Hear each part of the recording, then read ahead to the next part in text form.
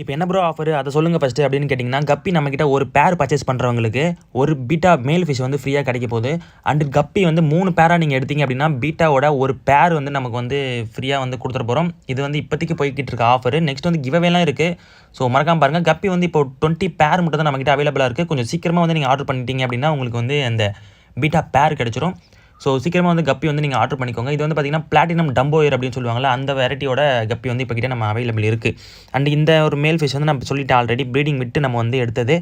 நம்ம போன time breeding விட்டதில் பார்த்திங்கன்னா நிறையவே வந்து ஃபெயிலியர் தான் ஆச்சு. நிறைய டைம் வந்து பார்த்திங்கன்னா ஃபெயிலியர் தான் ஆயிருக்கு. ஃபெயிலியர்லாம் தாண்டி பார்த்திங்கன்னா எப்படியோ வந்து நான் கிட்டத்தட்ட ஒரு 3 குட்டி வந்து வளர்த்துட்டு இருந்தேன்.